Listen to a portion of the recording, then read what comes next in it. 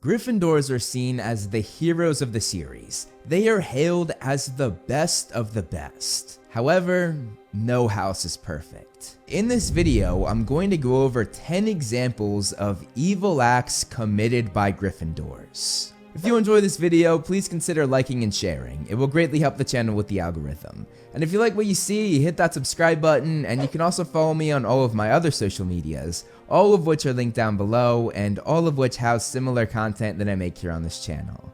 Now that I've said that, let's get into it. Number 10. Hermione holding Rita Skeeter prisoner. Book Hermione is very different than movie Hermione. The films made her out to be this perfect character, but Hermione actually had some dark moments in the novels. One of these moments was holding Rita Skeeter captive in a jar. Rita was an unregistered animagus, her form being a beetle, which was how she got all of her stories throughout the 4th year. Hermione ended up capturing her the night Harry returned from the graveyard, put her in a jar that had an unbreakable charm, meaning she could not escape, and held her captive for days. She then proudly showed the others on the train ride home. We don't know how long Hermione held her captive after the train ride, but keeping a literal human in a jar captive for days is an act that might be able to be seen as evil. Number 9. Hermione's jinx. Yeah, another Hermione moment. Hermione movie fans are in shambles right now. This one isn't as bad as the last one, but it's still really messed up. When Hermione made the sign-up sheet for the DA, she put a jinx on it, which punished anyone who snitched. This ended up happening to Marietta Edgecombe when she was concerned about ruining her mother's ministry career, and Hermione's jinx made the word sneak be written across her face in pimples. While this wouldn't be the worst thing if it went away after a while, that was not the case. These pimples were permanent, meaning Hermione scarred Marietta's face for life. And honestly, it's the worst scar you could ever imagine having. Number 8. Ginny opening the Chamber of Secrets. I'm not going to spend too much time on this one because obviously Ginny did it when she was hoodwinked by Voldemort, but it was still an act carried out by the Gryffindor Ginny. I felt like I couldn't make this list without at least mentioning it. Number 7. James humiliating Snape. James attacking Snape simply because he was bored is in itself very messed up, but what he proceeded to do made it even worse. James first cast a spell that made bubbles come out of Snape's mouth, which actually suffocated him to a breaking point. Then when asked what Snape did to deserve this, James said he deserved it for simply being alive.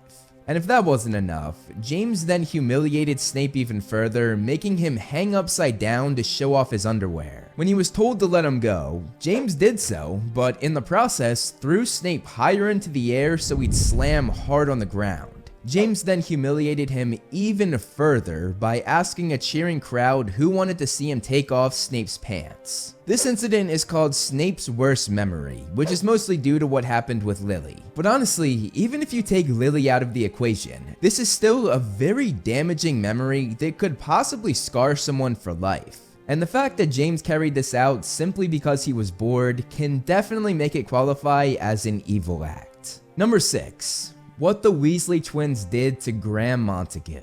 Montague was a Slytherin, part of the Inquisitorial Squad, and when he tried to take points away from Fred and George, they shoved him into a vanishing cabinet, which yes, was the same vanishing cabinet that Draco tried to fix the following year. Montague was trapped in there for over 24 hours, just lodged between the two cabinets. He terrifyingly was able to hear both what was going on at Hogwarts, as well as in Borgin and Burke's, where the cabinet's twin was, and he had no idea where he was or what was happening.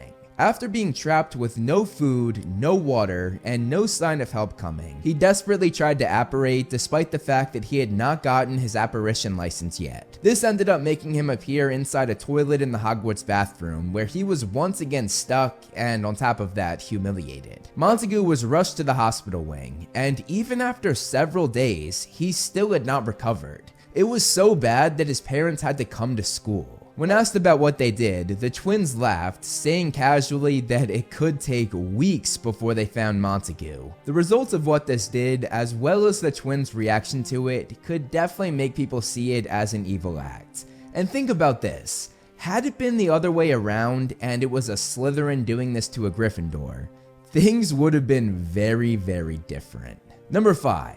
Harry hitting Draco with the Sectum Sempra spell. Harry legitimately almost killed Malfoy, there's no getting around that. And it would have been a very painful death, the spell acting as a sword that slashed Draco's chest open. Had Snape not arrived when he did, Malfoy would have bled out where he lay, and Harry would have been forced to watch him die.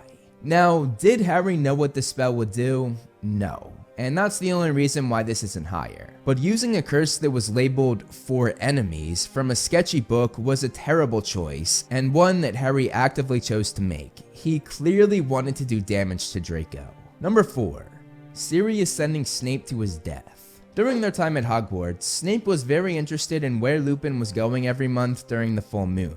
Sirius took this opportunity to tell Severus that going down the tunnel at the Whomping Willow would give him this answer. This essentially meant that Sirius was sending Snape to a house with a vicious werewolf in it. He knew that this would either result in Snape becoming a werewolf himself, or more likely, according to Dumbledore and the others, it would have resulted in Snape's death when startling a werewolf like that. Sirius was fortunate that James heard about this joke and rushed to stop Snape seconds before he came face to face with Lupin. Even so, when Sirius looked back at this as an adult, he said that it would have served Snape right had he died that night. Yikes.